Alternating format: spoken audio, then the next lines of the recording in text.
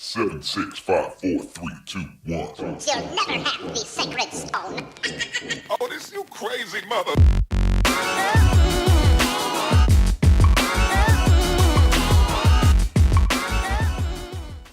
Hello les poulets, là j'essaye le GSR 750 du Papa Dicado.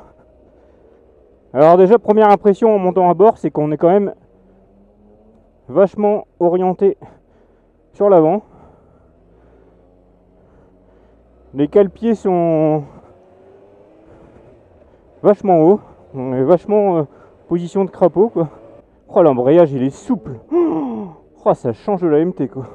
Bon bah c'est un 4 cylindres, je crois que c'est le moteur de GSX-R 2005, dégonflé un peu pour passer en roadster. Donc dessus on trouve température d'huile je pense, niveau essence, jauge à essence et rapport indicateur de rapport engagé. Bon les commodos classiques, clignotant, klaxon, plein phare, appel de phare, voilà, classique. La moto est équipée de Bridgestone BT016, qui est apparemment un pneu sportif. Bon, ancienne génération, hein, mais pneu sportif. Alors la position au niveau des cale-pieds, c'est un peu déroutant au départ. Mais on cherche un peu, bah moi sur la MT-09, ouais, j'ai juste à lever un peu le pied et je suis sur le cale-pied. Tandis que là, il faut lever beaucoup plus, on est quand même un peu plus en mode crapaud, un peu plus basculé sur l'avant. Ça déconcerte un peu au départ. Mais franchement, dans les 2 minutes, dès que la moto est en marche, bah franchement, ouais, c'est creux quand même en bas. Hein. C'est un peu creux en bas. Par contre, c'est maniable, malgré le poids de la moto. Je sais plus, c'est un peu plus de 200 kg. Ouais, c'est rageur, hein. Dès qu'on passe les 5000 tours, 5-6 000 tours, ça commence à rager, on sent la boîte à air. Le moteur il va envoyer du pâté quoi. Bon, par contre là j'ai pas les pneus chauds, je connais pas du tout ces pneus. Je vais pas attaquer comme... Ouais ça penche tout seul. Hein. Ça penche tout seul. C'est le fait d'avoir la position un petit peu basculée sur l'avant. On est quand même plus à l'attaque. Bon il y a un petit à-coup à bas régime. Bon léger hein, c'est pas... Ouais ça penche tout seul. Hein. Bon le frein arrière est plutôt bon pour une Suzuki. Pas habitué à avoir un frein arrière vivant. Ouais, ça freine bien de l'arrière. Ouais, le freinage est bon, hein. Même si c'est pas un freinage radial. Bah, c'est quand même... je suis agréablement surpris par le freinage. La boîte de vitesse est vachement souple. Elle claque pas trop. Bon, c'est un peu la marque de fabrique Suzuki Yamaha d'avoir des boîtes de vitesse qui claquent un peu. Mais là, franchement... Ah, ça fait un beau petit bruit quand on met les gaz.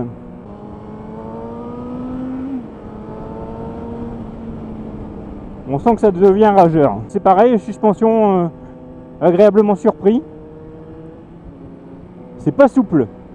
L'amortisseur a l'air de bien faire son travail. Ça plonge pas trop de l'avant. J'attends une petite ligne droite pour tester la seconde. On va tester.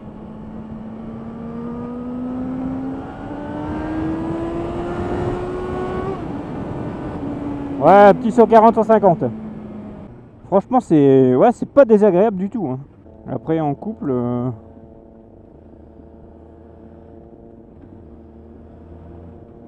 Oh, on peut même rouler en 6ème. 6ème à 50. Ah, franchement, c'est... Bon, il n'y a pas de pêche. Mais ça cogne pas. Ça passe tout seul. Je suis surpris de la souplesse du moteur. Franchement, un mec qui veut un petit 4 pattes, tranquille, bien posé, un petit peu sportif, agréable à bas régime pour un 4 cylindres, ben franchement,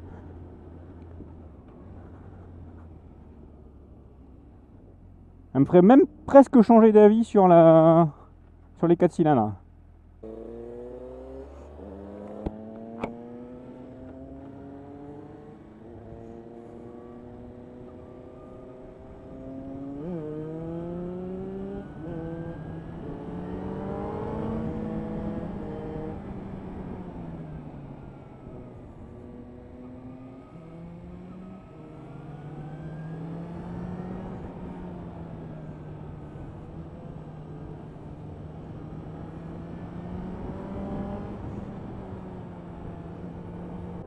Bah là je vais remonter, je vais redescendre. Je reviens ici. Et puis j'arrive. Ah bah ça marche bien hein. Bon après rayon de braquage, bon. C'est la MT-09 hein.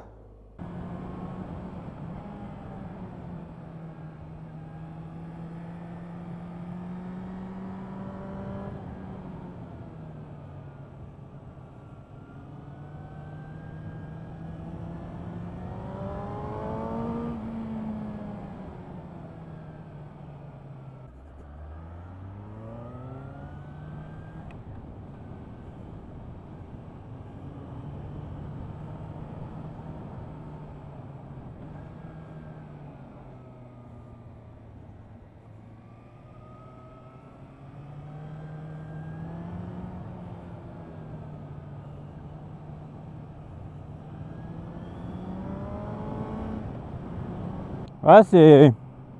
Bah ça me laisse un peu sans voix parce que franchement ça me donne presque envie d'acheter un 4 cylindres. Franchement elle est super agréable. C'est super agréable. C'est pas trop lourd malgré le poids à l'arrêt. Le guidon ben il est juste bien comme il faut. Sincèrement. Il n'y a pas beaucoup de points négatifs. Franchement c'est propre. Bon, je trouve que la finition est plutôt soignée. Le compteur est bien lisible. Le contour analogique, vitesse numérique. Voilà. Et franchement c'est... Ouais, c'est une bonne moto. Franchement c'est bien souple. Ça roule tout seul.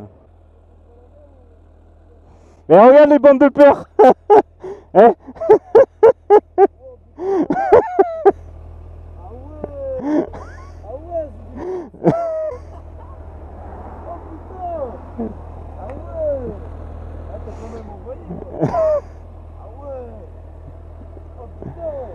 Donc on va faire un petit tour de la bête. Alors de toute façon on voit que c'est... Donc là c'est un blanc nacré bleuté un peu. On voit très bien. Je dis c'est un blanc nacré bleuté. Bah la GSR. Bah ouais, t'as des reflets bleutés là. Ah ouais merde. Non c'est pas le phare, c'est... Bah non ça le fait à l'arrière aussi. Regarde. Donc c'est un blanc nacré bleuté. Ouais. Bah c'est pas grave hein. Le mec il débarque. Ouh c'est Ikado. Ouh il y a vu un Renault. Donc ouais je roule pas en t-shirt hein, mais je me suis mis en t-shirt pour faire le tour de la bête. Parce qu'il fait un peu chaud. Donc voilà, non franchement, bon freinage classique, étrier, montage classique, pas radio. Mais franchement, bonne qualité de freinage. J'ai un petit doute sur le freinage dans le temps, si c'est fort sollicité. Ça, à mon avis, ça doit ramollir un petit peu. Mais là, franchement, pour une utilisation quotidienne, c'est franchement pas mal. Après, bah, le compteur, je vais pas vous faire le tour. Voilà, je vous l'ai expliqué tout à l'heure. Après les Komodo, ben classique. Hein. Ah, par contre, je sais pas si une petite vérification, voir si c'est toujours pareil chez Suzuki. S'il faut embrayer pour démarrer. Ouais, il faut toujours embrayer pour démarrer. Voilà, la vérification est faite. Sinon, ça marche pas. Donc ouais, bah Komodo classique. Bah, franchement, je préfère un Komodo comme ça que celui de la MT-09 où ils ont voulu modifier pour changer, se différencier. Et le klaxon n'est pas du tout accessible. On est obligé de passer. En même temps, quand on passe, on met des clignotants. C'est vraiment de la merde. C'est vraiment pas pratique. Donc ouais, c'est vrai que quitte à changer mon Komodo, j'aurais bien changé par ça. Mais bon, après, ça fait plus moto d'origine. Donc BT016 en monte d'origine, bah, premier ressenti, ça a l'air pas mal. Hein. Là, il y avait des bandes de peur à peu près comme ça au départ, et là, il y en a quasi plus, donc ça le fait. C'est pas mal. Bon, on oublie ce support de plaque horrible, mais vraiment moche. Hein. Bon, comme tous les supports de plaque d'origine de moto, hein. C'est moche de chez moche. Le pot. Mastoc, Bon, je trouve pas désagréable plus que ça au regard. Quand même assez discret à basse vitesse. Par contre, quand on tape à 5-6 000 tours, bah, ça commence à envoyer du lourd, quoi. Ça rage, ça rage, ça rage. Donc, petit sabot d'origine, qui est sympa. Franchement, il n'y a pas grand chose à faire. Suffit qu'il veut personnaliser un peu. Il y a juste à repeindre un peu le milieu. Il y a les petites écopes. Franchement, c'est une bonne finition, je trouve, pour une Suzuki. Je trouve que ça c'est pas mal. Il n'y a pas trop de câbles qui passent. Les petites écopes, ça cache le radiateur. Il n'y a pas grand chose à redire, quoi. C'est vrai que bon, les clignotants, bon, voilà, orange devant, orange derrière, ça se fait plus, hein. Il y a un moment, il faut changer d'époque. Bon, ils ont quand même changé les rétros, ils les ont mis noirs parce qu'avant, quand ils mettaient les rétros chromés, c'était quand même d'un sacré mauvais goût, quoi. Là, c'est noir, on peut les laisser. C'est vrai qu'ils sont pas spécialement beaux. Ceux de la MT-09 sont quand même un peu plus beaux d'origine. Là, c'est pas spécialement beau, mais au moins, c'est pas chromé. C'est déjà pas mal. Bon, la petite casquette qui sert un peu de saut devant. Qui, bon, franchement, se prend pas trop d'air. C'est super agréable. Donc, apparemment, l'amortisseur, la fourche avant qui est juste réglable en contrainte. Et l'amortisseur arrière, je ne sais pas. Ouais, c'est pareil, ça doit être juste la compression du ressort, je pense. Je pense pas qu'il y ait d'autres réglages possibles. Voilà, petit cale-pied avec les mousses, les caoutchoucs pour amortir.